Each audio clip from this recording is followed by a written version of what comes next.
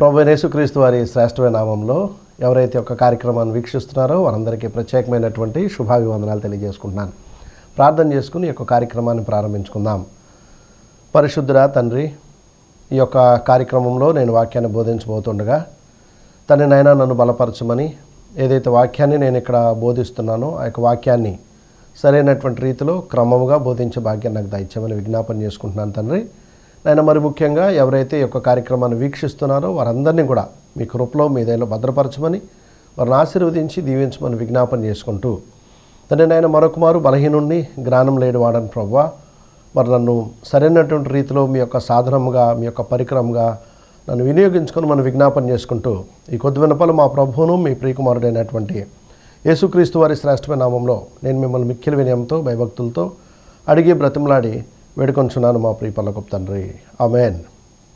అందరికీ ప్రభువైన యేసుక్రీస్తు వారి శ్రేష్టమైన నామంలో ప్రత్యేకమైనటువంటి శుభాభివందనాలు మరొకమారు తెలియజేసుకుంటున్నాను. ముఖ్యంగా మాకు వాక్యాన్ని నేర్పించినటువంటి మా ప్రియులు, మా సహోదరులు ప్రభుకుమార్ గారికి, వారి కుటుంబ సభ్యులకి ప్రత్యేకమైనటువంటి వందనాలు మరొకమారు వారికి కూడా నేను తెలియజేసుకుంటున్నాను. ఈరోజు మనం వాక్య భాగంలోనికి వెళ్దాం. అపోస్తుల కార్యాలు 17వ అధ్యాయము 10-11 వచనాలను నేను చదువుతున్నాను. వెంటనే సహోదరులు రాత్రివేళ పౌలును శీలను బెరయాకు పంపించిరి. వారు వచ్చి యూదుల సమాజ మందిరంలో ప్రవేశించిరి. వీరు తెస్సలోనికలో ఉన్న వారి కంటే ఘనులయుండిరి గనుక ఆసక్తితో వాక్యమును అంగీకరించి పౌలును శీలయును చెప్పిన సంగతులు అలాగున్నవో లేవో అని ప్రతి దినమును లేఖనమును పరిశోధించుచూ వచ్చిరి. ప్రియమైనటువంటి దేవుని బిడ్డలారా, ఈ యొక్క వాక్య భాగాన్ని మనం చాలాసార్లు చదువుకుని ఉంటాం. ఇక్కడ బెరయాలో ఉన్నటువంటి స్థానిక సంఘంలో ఉన్నటువంటి బిడ్డలు వారు పౌలు శీల చెప్పినటువంటి విషయాలు అలాగ ఉన్నవో లేవో అని ప్రతిరోజు కూడా ఆ యొక్క లేఖనాల్ని పరిశీలిస్తూ వస్తున్నారు. వారు వాస్తవానికి తెస్సలోనికలో ఉన్నటువంటి సంఘంలో ఉన్నటువంటి వారి కంటే కూడా ఘనులై ఉండిరి, అంటే ఎక్కువ జ్ఞానము కలిగి ఉన్నారు. అయినప్పటికీ ఎక్కువ జ్ఞానం కలిగి ఉన్నప్పటికీ వారు మరలా ఆ యొక్క విషయాలను ఎందుకు చదువుతున్నారంటే వాక్యాన్ని పూర్తిగా అర్థం చేసుకోవటం కోసం, మరింత జ్ఞానాన్ని పెంచుకోవటం కోసం వారు ఆ యొక్క కార్యక్రమాన్ని చేస్తున్నారు. ఈరోజు మనం ఒకసారి ఆలోచన చేద్దాం. ఎంతమంది మనలో అనుదినము లేఖనాల్ని పరిశీలిస్తున్నారు? ఎవరైనా లేఖనాల్ని కరెక్ట్గా సరైనటువంటి రీతిలో పరిశీలిస్తున్నారా? లేకపోతే కేవలం ఆదివారం మాత్రం ఆరాధనకు వెళ్ళి కాసేపు ఆరాధనలో గడిపి మిగిలిన సమయం మొత్తం కూడా, మిగిలిన అన్ని రోజులు కూడా వాక్యానికి దూరంగా బ్రతుకుతున్నారా? ఎందుకంటే ఈరోజు మనం మాట్లాడుకోబోతున్నటువంటి విషయము హితబోధ అనేటటువంటి విషయాన్ని గురించి ఈరోజు మనం మాట్లాడుకోబోతున్నాం. వివిధ రకాలైనటువంటి బోధలు వచ్చేసాయి, వివిధ రకాలైనటువంటి పద్ధతులు వచ్చేసాయి, వివిధ రకాలైనటువంటి సంఘాలు వచ్చేసినాయి. ఎవరికి ఇష్టమైనటువంటి బోధ వారు బోధిస్తున్నారు. నేను ఎవరి గురించి ఏం మాట్లాడటం లేదు, కానీ బైబిల్లో బోధ గురించి ఏం మాట్లాడుతున్నాడు దేవుడు, బైబిల్లో ఉన్నటువంటి విషయాల గురించి మనకి ఏం తెలియజేస్తున్నారు దేవుడు అనేటటువంటి విషయాన్ని మాత్రమే నేను ఈరోజు మీతో పంచుకోవడానికి నేను సంతోషపడుతున్నాను. యెషయా గ్రంథము 34వ అధ్యాయము 16వ వచనాన్ని మొదటగా మనం ఒకసారి చదువుకుందాం. అందులో యెహోవా గ్రంథమును పరిశీలించి చదువుకొనుడి అని అంటున్నారు. యెహోవా గ్రంథమును పరిశీలించి చదువుకొనండి. ఎందుకంటే మనకి సమస్త జ్ఞానాన్ని ఇచ్చేది దేవుని గ్రంథం మాత్రమే, సమస్త విషయాలను తెలియజేసేది వాక్యం మాత్రమే. యోహాను సువార్త 5వ అధ్యాయము 39వ వచనాన్ని నేను చదువుతున్నాను. లేఖనముల యందు మీకు నిత్య జీవము కలదని తలంచుచు వాటిని పరిశోధించుచున్నారు. ఫుట్ నోట్లో పరిశోధించుడి అని ఉంది. అంటే లేఖనముల యందు మనకు నిత్య జీవము కలదు. మనుషుల దగ్గర మనకి నిత్య జీవం దొరుకుతుందా? మనుషుల బోధలో మనకి నిత్య జీవం దొరుకుతుందా? దేవుని బోధలో మనకి నిత్య జీవం దొరుకుతుందా? మనుషుల యొక్క ప్రసంగాల్లో మనకి బోధ దొరుకుతుందా? లేఖనాల్లో మనకి సత్యమైనటువంటి విషయాలు దొరుకుతాయి. అంటే లేఖనాల్లో మాత్రమే మనకి నిత్య జీవము కలదు. లేఖనం మాత్రమే మనల్ని సత్యంలోనికి నడిపిస్తుంది, మనుషుల బోధ కాదండి ఖచ్చితంగా. యెషయా గ్రంథము 8వ అధ్యాయము 16వ వచనాన్ని నేను చదువుతున్నా. ఈ ప్రమాణ వాక్యమును కట్టుము, ఈ బోధను ముద్రించి నా శిష్యులకు అప్పగింపుము. నా శిష్యులకు అప్పగింపుము. ఈరోజు దీనికి రిలేటెడ్గా నేను మీకు మరొక వాక్యాన్ని చూపిస్తాను. మొదట దీనిలో చదువుదాం. ఈ బోధను ముద్రించి నా శిష్యులకు అప్పగింపుము. బోధకు ప్రత్యేకమైనటువంటి స్థానం బైబిల్లో ఉందండి. అదే 8వ అధ్యాయంలో 20వ వచనాన్ని కూడా నేను చదువుతున్నా. ధర్మశాస్త్రమును ప్రమాణ వాక్యమును విచారించుడి, ఈ వాక్య ప్రకారము వారు బోధించని ఎడల వారికి అరుణోదయము కలగదు. అంటే ఎలా పడితే అలా బోధించవచ్చా? వాక్యాన్ని ఎలా పడితే అలా మాట్లాడవచ్చా? బోధకి ఒక నిర్దిష్టమైనటువంటి నియమాలు ఏమైనా ఉన్నాయంటే ఖచ్చితంగా ఉన్నట్టుగా ఈ వచనం మనకు చెప్తుంది. ఈ వాక్య ప్రకారము వారు బోధించని ఎడల వారికి అరుణోదయము కలగదు. వారికి అరుణోదయం కలగదు. ప్రియమైనటువంటి దేవుని బిడ్డలారా, చాలామంది ఇంకా నామకార్థ క్రైస్తవులుగానే బ్రతుకుతున్నారండి. నేనేమంటానంటే, నేను ఎవరిని విమర్శించట్లేదు, కానీ మీరు త్వరగా మేలుకొని, మీరు త్వరగా వచనాలు తెలుసుకొని వాక్యం ఏం బోధిస్తుంది, ఎలా వాక్యాన్ని బోధించాలనేటటువంటి విషయాల్ని ఖచ్చితంగా మీరు తెలుసుకోవాలి.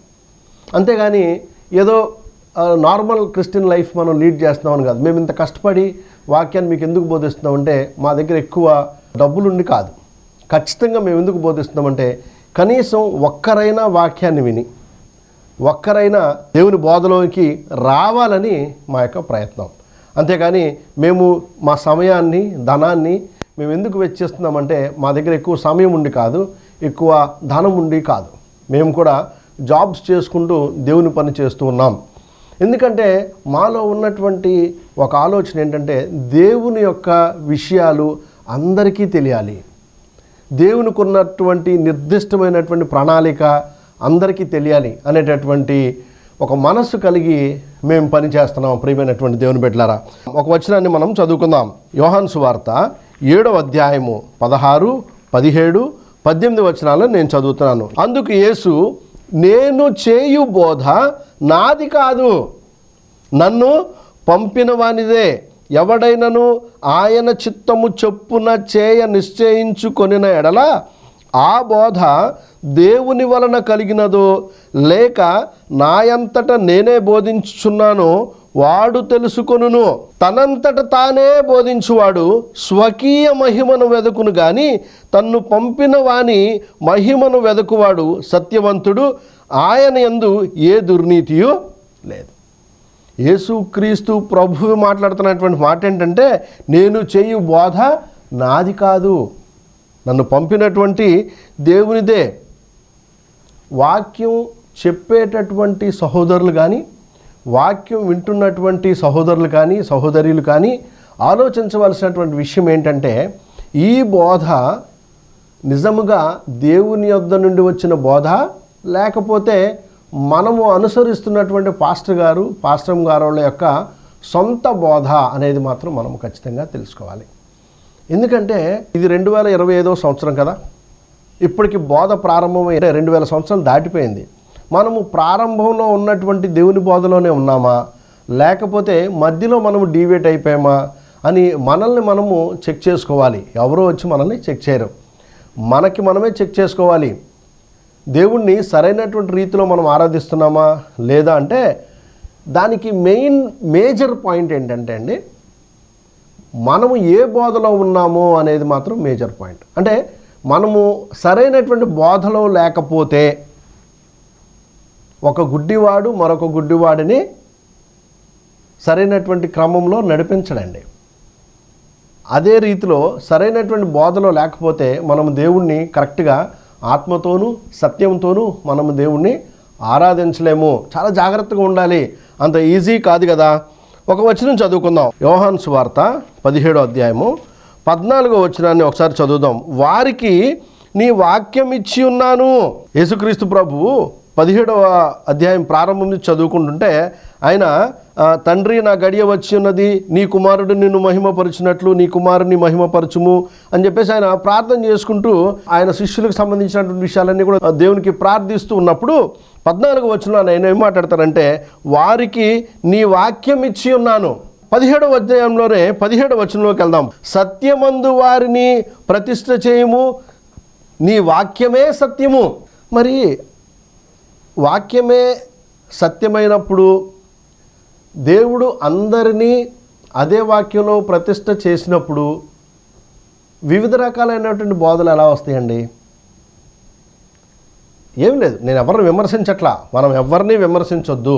మనము బైబిల్ చెప్పింది చెప్పినట్టుగా మనకు అర్థమవుతుందా, లేకపోతే బైబిల్ అర్థం కాకుండా మనుషులు చెప్పినటువంటి బోధ మాత్రమే మనకు అర్థమవుతుందా అనేటటువంటి విషయాన్ని ఒక్కసారి మనము జ్ఞాపకం చేసుకోవాలి ఖచ్చితంగా. సత్యమందు వారిని ప్రతిష్ఠ చేయము, నీ వాక్యమే సత్యము. ఒక వచనం చదువుకుందాం. తిమోతికి రాసినటువంటి మొదటి పత్రిక 1వ అధ్యాయము 3వ వచనం. నేను మాసిదోనియాకు వెళ్ళుచుండగా సత్యమునకు భిన్నమైన బోధ చేయవద్దని.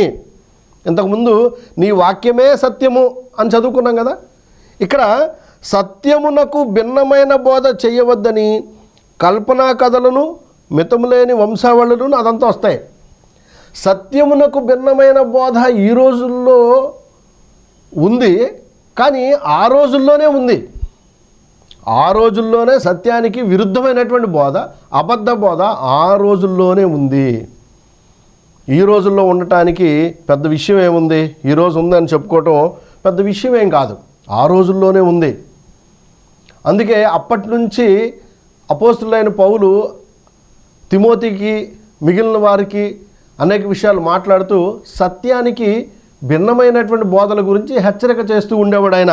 మరొక వచనం చదువుకుందామా?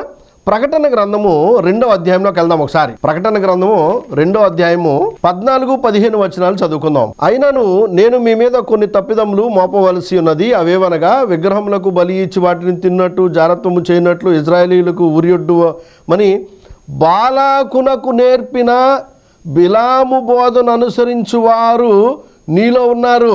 ఈ పాయింట్ కావాలి. బాలాకునకు నేర్పిన బిలాము బోధను అనుసరించువారు నీలో ఉన్నారు, అటువలనే నికోలాయితుల బోధను అనుసరించువారును నీలో ఉన్నారు. అప్పటి స్థానిక సంఘాల్లో ఉన్నటువంటి 7 సంఘాల్లో ఉన్నటువంటి వారికి రాసిందే కదా ప్రకటన గ్రంథము. ఆ 7 సంఘాల్లో ఉన్నటువంటి వారిని ఒకసారి చూసినప్పుడు ఇలాంటి బోధలో ఉన్నవారు కూడా ఉన్నారంట. అసలు ఏ కన్ఫ్యూజన్ లేదు, ఎటువంటి డిస్టర్బెన్స్ లేదు. ఈ రోజుల్లో కూడా, ఈ రోజుల్లో ఖచ్చితంగా అబద్ధ బోధ ఉంది, అబద్ధ బోధకులు ఉన్నారు. మన వర్క్ ఏంటంటే పలానా వ్యక్తి అబద్ధ బోధకుడని, అది అబద్ధ బోధ అని చెప్పడానికి మనం లేము. మనము ఉన్న బోధ కరెక్టా కాదా అని చూసుకోవటానికే మనం ఉన్నాం. మన ఆత్మలకి మనమే బాధ్యులం. మనము దేవుని దగ్గరికి వెళ్ళాలి, మనము దేవునితో కలిసి సహజీవనం చేయాలి, ఆయనతో కలిసి ఉండాలి, ఆయనతో బ్రతకాలి. అంతేగాని వేరే వాళ్ళ బోధ చెడ్డదని, పలానా వ్యక్తి చెడ్డవాడని చెప్పడానికి మనం లేం. కానీ కొన్నిసార్లు మరీ విపరీతమైనటువంటి బోధలు ఎవరైనా చేస్తున్నప్పుడు వాటిని ఖండించేటటువంటి అధికారం కూడా మనకి ఉంది. కానీ అది వాక్యానుసారంగానే ఉండాలి తప్ప ఆ మనిషి మీద వ్యక్తిగతమైనటువంటి ద్వేషం మనకు ఉండకూడదు. ఎందుకంటే ఇన్ కేస్ ఆ బిడ్డ అబద్ధ బోధలో ఉంటే తను దేవుణ్ణి చేరలేడు కదా, అందు గురించి మనం చెప్తామే తప్ప ఎవరిని విమర్శించాలని లేకపోతే ఎవరి మీద మనకి ద్వేషం ఉండి మనం చేసేటటువంటి పనులు కాదు. మరొక వచనం చదువుకుందాం. తిమోతికి రాసినటువంటి మొదటి పత్రికలోనే 1వ అధ్యాయము 8-11 వచనాలు మీరు చదువుకుంటే కూడా, హితబోధకు విరోధి అయిన వాడు మరి ఎవడైనాను ఉండిన ఎడలా అని ఉంటుంది. హితబోధకు విరోధులు అప్పటి నుంచే ఉన్నారు, హితబోధని అడ్డుకునేవారు ఉన్నారు. హితబోధ అంటే అది ఎక్కువ మందికి ఇష్టం ఉండదు అనమాట. ఇంకో వచనంకి వెళ్దాం. తిమోతికి రాసిన మొదటి పత్రిక 4వ అధ్యాయము 1-2 వచనాలు చదువుకుందాం. హితబోధని ఇష్టపడని వారు ఎలా ఉంటారంటే, అయితే కడవరి దినములలో కొందరు అబద్ధికుల వేషధార వలన మోసపరుచు ఆత్మలందును దయ్యముల బోధ యందును లక్ష్యముంచి విశ్వాస భ్రష్టులగుదురని ఆత్మ తేటగా చెప్పుచున్నాడు. చూసారా? ఖచ్చితంగా సరైనటువంటి బోధ జరుగుతున్నప్పుడు అపవాది ఏం చేస్తాడంటే దానికి విరుద్ధమైనటువంటి బోధ ఇంకో దాన్ని తీసుకొస్తాడు, దానికి విరుద్ధమైనటువంటి బోధ తీసుకొస్తాడు. ఆ బోధ కరెక్టో కాదో తెలుసుకోవాల్సినటువంటి బాధ్యత మనదే. అంతేగాని వాళ్ళకు కాదు. చూడండి 6వ వచనం, తిమోతికి రాసిన మొదటి పత్రిక 4వ అధ్యాయము 6వ వచనం చదువుతుంటే, ఈ సంగతులను సహోదరులకు వివరించిన ఎడల నీవు అనుసరించుచూ వచ్చిన విశ్వాస సుబోధ సంబంధమైన వాక్యముల చేత పెంపారుచు క్రీస్తు యేసునకు మంచి పరిచారకుడు అయ్యుందువు. అప్పుడే ఉంటావు. నువ్వు ఎప్పుడైతే బోధని పర్ఫెక్ట్గా అంతా నిన్ను నువ్వు చెక్ చేసుకుంటూ ఉంటే అప్పుడు దేవునిలో క్రీస్తులో నువ్వు పెంపారుచు అభివృద్ధిపరచబడుతూ ఉంటావు.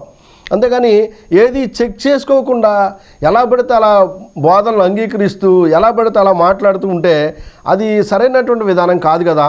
తిమోతికి రాసినటువంటి 2వ పత్రిక 3వ అధ్యాయము 14-15 వచనాలు, క్రీస్తు యేసునందు ఉంచవలసిన విశ్వాసము ద్వారా రక్షణార్థమైన జ్ఞానము మీకు కలిగించుటకు శక్తిగల పరిశుద్ధ లేఖనములను బాల్యము నుండి నీ వెరుగుదువు కనుక నీవు నేర్చుకొనిన రూఢి అని తెలుసుకున్నవి ఎవరి వలన నేర్చుకుంటువో ఆ సంగతి తెలుసుకొని వాటి యందు నిలకడగా ఉండుము. తిమోతి, నువ్వు చిన్నప్పటి నుంచి ఏదైతే నువ్వు నేర్చుకున్నావో వాటి నుండి నువ్వు డీవియేట్ అవ్వద్దు, నువ్వు వాటిలోనే ఉండు, పర్ఫెక్ట్గా ఉండు అని చెప్పేసి అపోస్తలుడైనటువంటి పౌలు తిమోతి గారికి ఈ విషయాలు తెలియపరుస్తున్నాడు. 4వ అధ్యాయం 3వ వచనం కూడా చూసుకుందాం.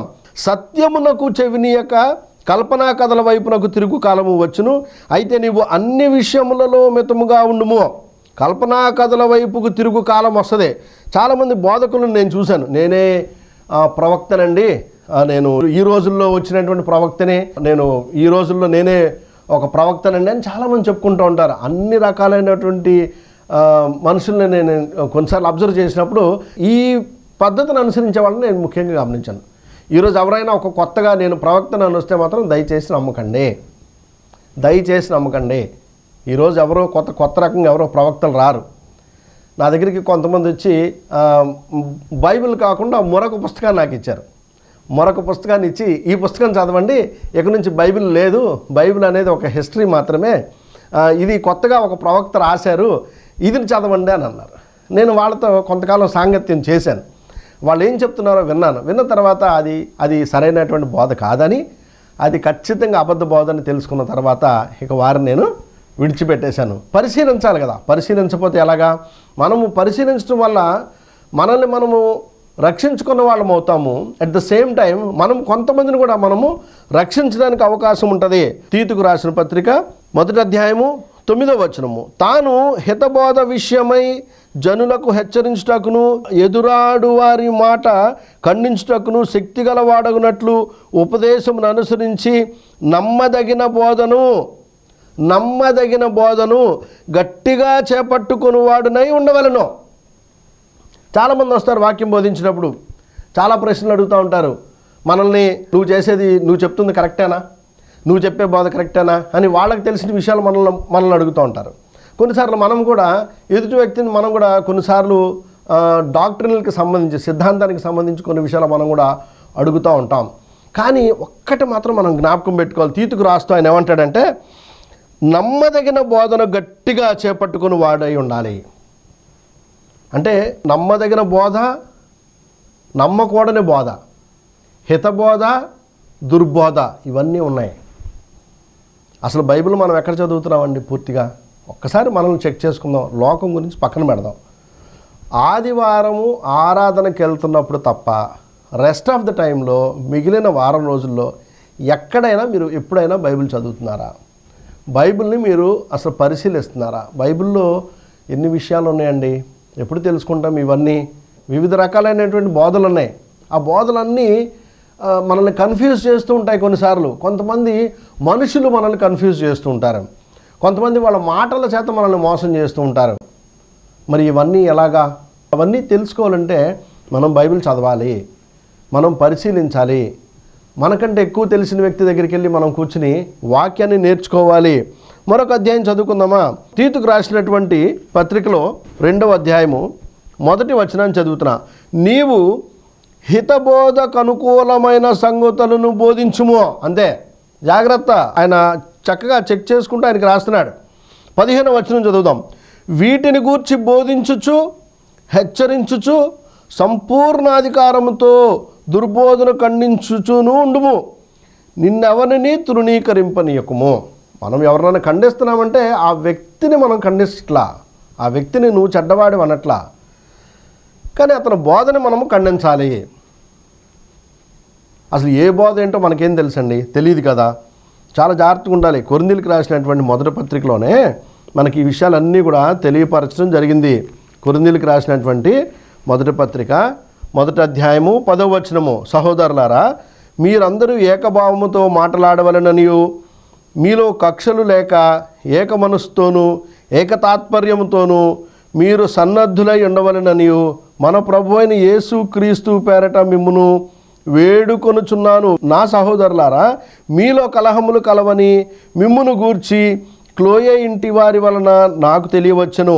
మీలో ఒకడు నేను పౌలు వాడను, ఒకడు నేను అపోలో వాడను, మరి ఒకడు నేను కేఫ వాడను, ఇంకొకడు నేను క్రీస్తు వాడనని చెప్పుకొనుచున్నారని నా తాత్పర్యము. క్రీస్తు విభజింపబడి ఉన్నాడా? ఎంత మంచి క్వశ్చన్ కదా. మరి బోధలు డిఫరెంట్ బోధలు ఎలాగొస్తాయి? క్రీస్తు బోధ ఒకటి, పౌలు గారి బోధ ఒకటి, పేతురు గారి బోధ ఒకటి, ఇలా ఉంటాయా? లేకపోతే ఒక్కొక్క డినామినేషన్కి సంబంధించి డిఫరెంట్ బోధలు ఉండొచ్చా? ఆలోచిద్దాం, తప్పే ఉంది. ఎవరిని విమర్శించట్లా, ఆలోచిద్దాం అంటున్నా అంతే. పోనీ 100 రకాల డినామినేషన్స్ ఉన్నాయి అనుకుందాం. 100 రకాల డినామినేషన్స్లో ఏ డినామినేషన్ బోధ పర్ఫెక్ట్? చాలామంది అంటారు నేను చెప్పిందే కరెక్ట్ అంటారు కదా. అందరూ అలాగంటారు, నేను చెప్పిందే కరెక్ట్, మా చర్చ్ బోధే కరెక్ట్, మా డాక్టర్నే కరెక్ట్ అంటాడు. అందరూ అలాగనుకుంటారు. మరి ఏది సత్యమైనటువంటి బోధ? ఒకసారి మనం ఆలోచన చేయాలి కదా. ఆలోచన చేయకపోతే ఎలాగా? పోనీ అదే కొరింథీయులకు రాసిన మొదటి పత్రిక 3వ అధ్యాయము 4వ వచనంలో కూడా ఆ మాట మాట్లాడడం జరిగింది. ఒకడు నేను పౌలు వాడను, మరి ఒకడు నేను అపోలో వాడనని చెప్పునప్పుడు మీరు ప్రకృతి సంబంధులైన మనుషులు కారా? అపోలో ఎవడు, పౌలు ఎవడు? పరిచారకులే కదా. అందరూ పరిచారకులే, కానీ క్రీస్తు ప్రభు మాత్రమే మనకి మెయిన్ అనే విషయాన్ని మనం జ్ఞాపకం చేసుకోవాలి. ఆయన ఏం చెప్పాడు? ఆయన మొట్టమొదటి మాట మనం మాట్లాడుకున్నాం కదా ఈరోజు, యోహాను సువార్తలో నుంచి మనం మాట్లాడుకున్నాం కదా. ఈ బోధ నాది కాదు, నన్ను పంపిన నా తండ్రిదే అని యేసుక్రీస్తు ప్రభు చెప్తున్నాడు. కానీ మనమేం చెప్తున్నామంటే ఈ బోధ మా చర్చిది, ఈ డాక్ట్రిన్ మా చర్చి డాక్ట్రిన్, ఇది మాకు సంబంధించినటువంటి బోధ, ఇది మా బోధ, మా అయ్యగారి బోధ. నేను విమర్శించట్లా. అంటే క్రీస్తు ప్రభువే ఇది నా బోధ కాదు, నన్ను పంపిన నా దేవునిది అని అంటున్నాడు. మరి మనము ఇది నా బోధ, మాకు సంబంధించిన బోధ అని అనొచ్చా? చెప్పేటటువంటి వారు కూడా జాగ్రత్తగా ఉండాలి. ప్రియమైనటువంటి దేవుని బిడ్డలారా, వాక్యాన్ని బోధించేటటువంటి వారు మరింత జాగ్రత్తగా ఉండాలి. ఎందుకంటే గలతీయులకు రాసిన పత్రికలో మనకు చాలా తెలుసు కదా. 1వ అధ్యాయము 6వ వచనం ఏం చెప్తుంది? క్రీస్తు కృపను బట్టి మిమ్మల్ని పిలిచిన వారిని విడిచి భిన్నమైన సువార్త తట్టుకు మీరెంత త్వరగా తిరిగిపోటు చూడగా నాకు ఆశ్చర్యమవుతున్నదని 8వ వచనము. మేము మీకు ప్రకటించిన సువార్త గాక మరి ఒక సువార్తను మేమైనను పరలోకము నుండి వచ్చిన ఒక దూత అయినను మీకు ప్రకటించిన అతడు శాపగ్రస్తుడవునుగాక. జాగ్రత్త. ఒకవేళ అపోస్తులు మనకి బోధించినటువంటి బోధ కాకుండా మరొక బోధని మనము బోధిస్తే మనము శాపగ్రస్తులు అవుతాం. వాక్యం వినేవారి గురించి తర్వాత సంగతి, ముందు వాక్యాన్ని బోధించేటటువంటి మనము అపోస్తుల బోధకు భిన్నమైన బోధన గనక మనం బోధిస్తే మనము శాపగ్రస్తులం అవుతామని వచనం చాలా తేటతలంగా క్రిస్టల్ క్లియర్గా చెప్తుంది. 2 వచనాలు చదువుకుని మనం ముగించుకుందామా? మత్తయి సువార్త 15వ అధ్యాయము 13వ వచనం. నా తండ్రి నాటిని ప్రతి మొక్కయు పెళ్ళగింపబడును. అలాగే యోహాను సువార్త 14వ అధ్యాయం 15వ వచనాన్ని కూడా ఒకసారి చదువుకుందాం. మీరు నన్ను ప్రేమించిన యెడల నా ఆజ్ఞలను గైకొందురు. మనము నిజంగా యేసుక్రీస్తు ప్రభువుని బోధిస్తే అసలు ఆయన ఆజ్ఞలు ఏంటో మనం ముందు గైకొంటాం. ప్రేమించకపోతే మనం ఆయన ఆజ్ఞల్ని గైకొనలేమండి. యెషయా గ్రంథము 6వ అధ్యాయం 9వ వచనం. మీరు నిత్యము వినుచుందురు కానీ గ్రహింపకుందురు, నిత్యము చూచుచుందురు కానీ తెలుసుకొనకుందురు. మత్తయి సువార్త 13:13లో కూడా ఈ వచనాన్ని యేసుక్రీస్తు ప్రభు మాట్లాడతారు. హితబోధలోనే మనం ఉన్నామా, డిఫరెంట్ డాక్టర్స్కి వెళ్ళిపోయామా, డిఫరెంట్ బోధల్లోకి వెళ్ళిపోయామా అనేటటువంటి విషయాన్ని మనం జ్ఞాపకం చేసుకోవాలి. చాలా వచనాలు, ఎక్కువ విషయాలు నేను బోధించాను. రిలాక్స్గా మీరు అందరూ వినాలని నా యొక్క కోరిక. ఎవరైతే ఎంతసేపు ఈ యొక్క వాక్యాన్ని విన్నారో వాక్యం విన్న వారందరికీ ప్రత్యేకమైనటువంటి శుభాభివందనాలు తెలియజేసుకుంటున్నాను. ప్రార్థన చేసుకుని ఈ యొక్క కార్యక్రమాన్ని ముగించుకుందాం. పరిశుద్ధుడా తండ్రి, ఈ యొక్క కార్యక్రమంలో నాయన ఇంతసేపు నన్ను ఇక్కడ నిలువబెట్టి నాతో మాట్లాడించిన విధానాన్ని బట్టి మీకే స్తుతులు స్తోత్రాలు తెలియజేసుకుంటున్నాం తండ్రి. నాయన ఎవరైతే ఈ యొక్క వాక్యాన్ని విన్నారో తండ్రి, ఒకవేళ ఎవరైనా ఇంకా అపోస్తలుల బోధలో లేనటువంటి వారు ఎవరైనా ఉంటే తండ్రి, వారిని అపోస్తలుల బోధలోకి తీసుకురమ్మని తండ్రి నాయన, సుబోధలోనికి హితబోధలోనికి వారిని తీసుకురమ్మని నేను ప్రాధేయపడుతూ బ్రతిమాలుకుంటున్నాను నాయన. తండ్రి యొక్క కార్యక్రమాన్ని ఎవరైతే వీక్షించారో వారందరినీ దీవించి ఆశీర్వదించమని విజ్ఞాపన చేసుకుంటూ, బలహీనుడైనటువంటి నన్ను కూడా బలపరిచిన విధానాన్ని బట్టి మీకే స్తుతులు స్తోత్రాలు తెలియజేసుకుంటున్నాను తండ్రి. ఈ కొద్ది విన్నపాలు మా ప్రభువును మీ ప్రియకుమారుడైనటువంటి యేసుక్రీస్తు వారి శ్రేష్ఠమైన నామంలో నేను మిమ్మల్ని మిక్కిలి వినయంతో భయభక్తులతో అడిగి బ్రతిమలాడి వేడుకొంచున్నాను మా ప్రియ పరలోకపు తండ్రి. ఆమేన్.